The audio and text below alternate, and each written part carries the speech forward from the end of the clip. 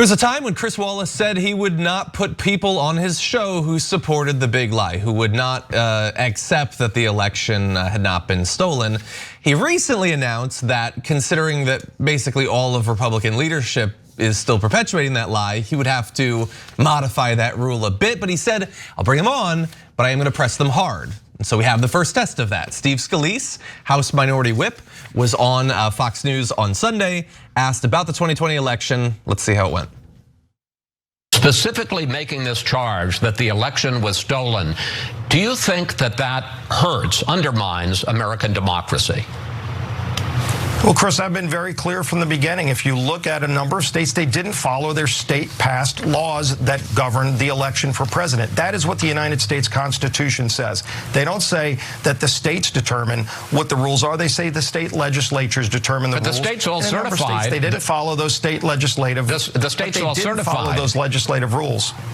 Right, but at the end of the day, are we going to follow what the Constitution says or not? I hope we get back to what the Constitution says, but clearly in a number of states, they didn't follow those legislatively set rules. So you think Okay, so this morning I was very confused about this, that he kept switching between talking about state rules that were allegedly not followed, even though Chris Wallace points out the states certified it according to their rules.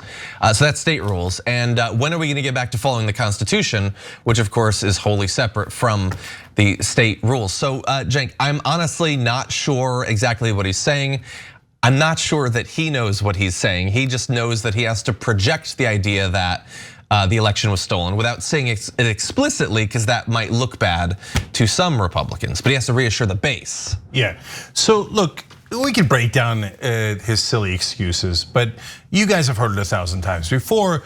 This whole, they lost 60 cases in a row. They have no evidence at all that the election was stolen, but they don't want to tell their voters that because their voters are brainwashed and on the edge of insanity at this point. So let's break down instead the dynamic of that statement.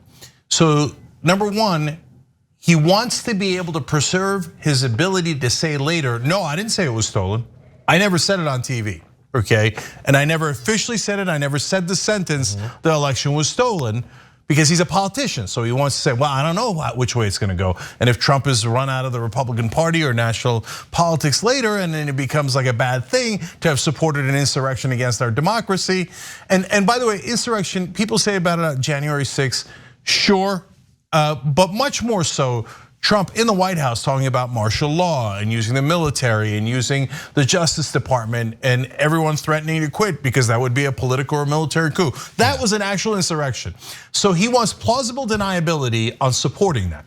But he cannot say that it didn't happen because he would be ripped to shreds in a primary in the Republican Party if he said that Joe Biden won. Acknowledging reality in a major political party in America now, the most powerful nation on earth, just acknowledging reality will get you driven from the party. And tarred and feathered. They'll chase you with sometimes literal tiki torches, okay? And so that's why you see that politician weasel there. Like trying to get out of that tight spot with state rights, Constitution, word salad, okay? And let me give it some sort of plausible deniability on both sides. But there's one last element of it. That's why Trump is popular. Because that's how politicians talk, the way Steve Scalise did. Yeah, a little bit of this and a little bit of that, and I'm not gonna answer your question, and did I please both sides, right? Whereas Trump goes in and goes, yeah, they stole the election. They're robbers. I'm the cop who's gonna stop it. Me good, they evil, they bad, they Satan, right? People go, oh, I like that. Especially Republican voters. They're like, that is really simple. My simple mind understands that, okay? But kidding aside and insults aside,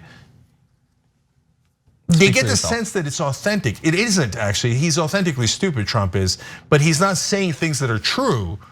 But it rings authentic because he's not saying it like a political weasel.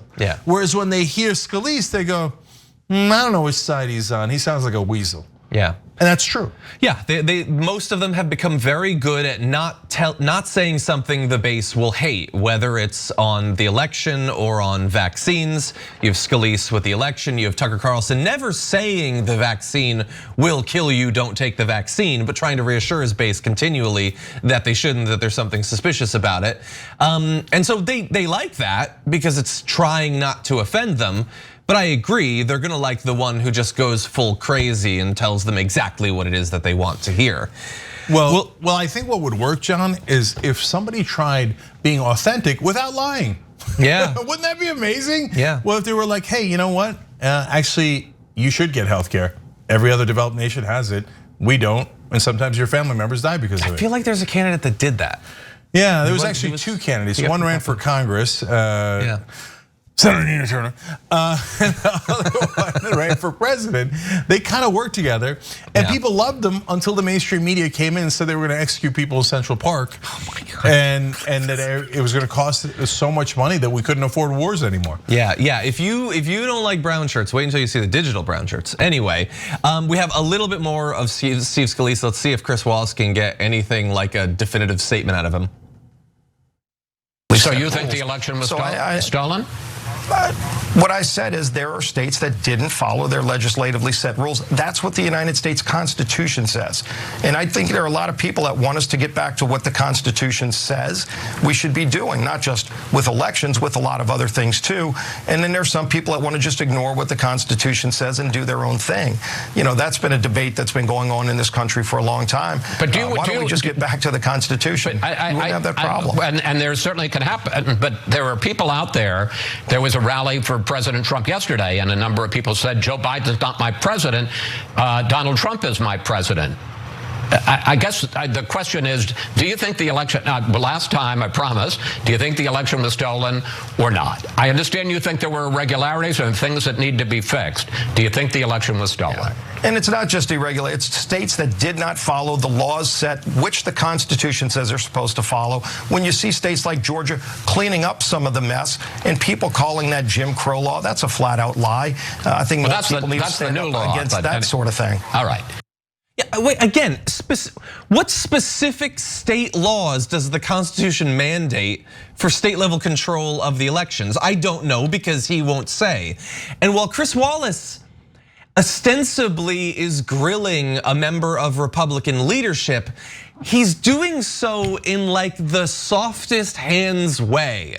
He's saying, do you believe, rather than we're 9 months into Biden's term. You guys have had dozens of court cases. You've had audits. None of it has shown anything of what you're saying. Why do you persist in trying to make people suspicious of the outcome? It should not all be about whether he believes. You already know what he's going to say. And he keeps appealing to the Constitution. We should get back to the Constitution. Chris Wallace never says what specifically in the Constitution. Constitution ain't long. It's not Atlas Shrugged. Point to it. What in the Constitution specifically are we supposed to be doing? But he lets him just like wriggle like an eel and not say anything. And so it seems like he's being hard on him, but Steve Scalise never felt any real pressure there. No, although the conservative viewers will probably see that and go, he didn't say that it was stolen, I hate him. So there's a little bit of silver lining there. But the last thing on this is, he said Constitution repeatedly because that's his talking point. As John explained, he never clarified what in the Constitution he's talking about because it's a talking point. But we talk about upholding the Constitution all the time. So if you're a neutral observer to American politics, you might say, well, the right wing says they are in favor of the Constitution, the left wing says they're in favor of it. How am I supposed to tell? Well, here's one way you could tell. You could read it. And so facts matter, and there is a right and wrong. So the right wing thought, led by Donald Trump, that Mike Pence, the vice president, could come during a ceremonial declaration, reading of what the states have already decided based on their votes, and he could just not read it and declare Trump the president. But the vice president has unilateral authority to wipe away the entire election. Okay, well, you look in the Constitution and you tell me if that exists anywhere in there. I can tell you ahead of time, it doesn't. So I say they're goddamn liars. They say, Constitution, I'm not gonna tell you where it is. But Constitution, the vice president has godlike authority. Okay, well, somebody's right and somebody's wrong. And you don't have to trust us, you can just read the Constitution. Yeah. Find it for me, anyone at all, right? So, but they say this, I mean, and that's why on January 6th, the people who broke into the Capitol were chanting, hang Mike Pence, because he would not say that Trump became magically president. And by the way, you all know I'm right, because no right-winger would tell you right now, oh, that's okay, we don't have to have the 2024 election. Kamala Harris decides who the next president is. She's the vice president, so it's over. She could just make a unilateral decision either way. We have to get some Republicans on that have tried to make that case, and you have to put that to them, because no reporter is gonna do that. Yeah, isn't it so sad? By the way, look at what John said, and you all know it's true. Whether you're right wing or left wing or anywhere in the middle, isn't it so sad that we don't have a single national reporter who would ask the most obvious question? If Pence can overturn the election, can Kamala Harris? They're both vice president. You guys say it's in the Constitution. Tell us where it is in the Constitution, then great. Kamala Harris has way more power than we imagine. It's a simple question. Yeah. Well, no, it would offend Republicans. It would offend, who cares you're a reporter? Nope, reporter means just having access to power and then serving power. That's true, yeah, and by the way, that's like the most crystallized specific example, but if you are a Republican electorate that in a state votes for the Republican candidate in 2024, you better hope that there's not a Democratic governor or Democratic legislature, because they can just send whoever they want. They don't have to send the actual electors that were voted for, apparently. That's what we're finding out. Nobody actually believes this. Yeah, all you have to do is declare that there was fraud, go to court 60 times and lose every case. Lose every case, it doesn't matter. You just say, Kamala Harris, governor, Democratic governor, we just declare ourselves kings. That's what Trump wanted to do, and these guys dare to talk about the Constitution, which they actually, Scalise has read the Constitution, and he despises it. He wants to turn this into a tyrannical, authoritarian government instead of the democracy we actually are. Thanks for watching The Young Turks, really appreciate it. Another way to show support is through YouTube memberships. You'll get to interact with us more. There's live chat emojis, badges. You've got emojis of me, Anna, John, JR. So those are super fun. But you also get playback of our exclusive member-only shows and specials right after they air. So all of that, all you gotta do is click that join button right underneath the video. Thank you.